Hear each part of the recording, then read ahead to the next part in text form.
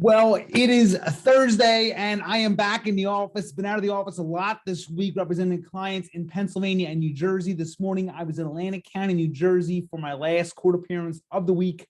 Courts are closed tomorrow in Pennsylvania and New Jersey, so I will be taking some time to hang out with my kids.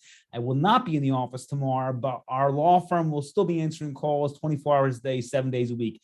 They put out a blog article today regarding transferring and selling and getting rid of your guns and firearms in Pennsylvania and New Jersey. And I know it's the spring and a lot of people often use the spring season to do quote unquote spring cleaning in their house or in their apartment or wherever they live.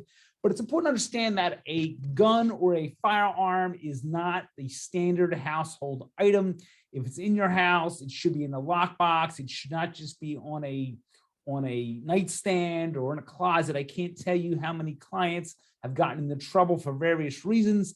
Actually, right now, I'm representing a young man in Pennsylvania on something regarding a gun, which should not have been out, and it was, and unfortunately, something did happen. Now, in that particular case, I think that this young man will come out of this with a favorable result, given what we know about the case. But the case never should have happened. The gun never should have been out. It should have been in a lockbox. It shouldn't have been out loaded, especially when young people are in the home. But if you're thinking about getting rid of your gun or firearm in Pennsylvania, please understand that you simply just can't give it to someone like you would a old piece of furniture or something that you weren't using, even your car.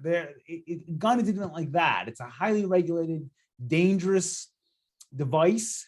Not that a vehicle isn't, but transferring a car to a convicted felon isn't going to land you in jail.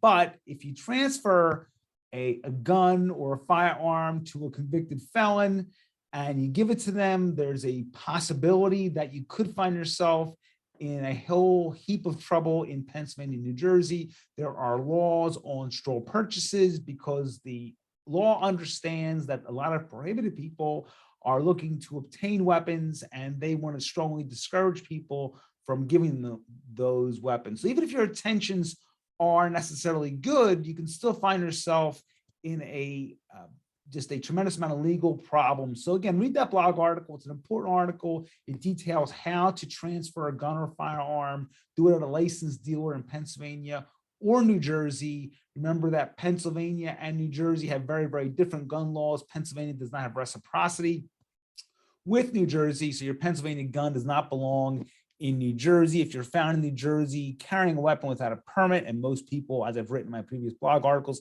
and in my books, cannot obtain a permit to carry, you will be charged with unlawful possession and you face a possible 42-month mandatory minimum sentence. But if you have questions, 215-755-9000 in Pennsylvania, 856-793-7429 in New Jersey, 24 hours a day, 7 days a week. The website, GamboneLaw.com.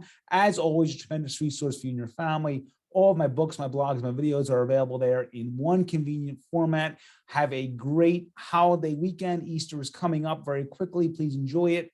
But again, if you have questions, we are available 24 hours a day, 7 days a week at 215-755-9000 in Pennsylvania, 856-793-7429 in New Jersey, 24 hours a day, 7 days a week. If you are stopped for suspicion of DUI in Pennsylvania or DWI in New Jersey, do not refuse the chemical test, but be polite to the officer, but do not consent to the search of your person or your property. So once again, have a great day, and I'll talk to you all very soon.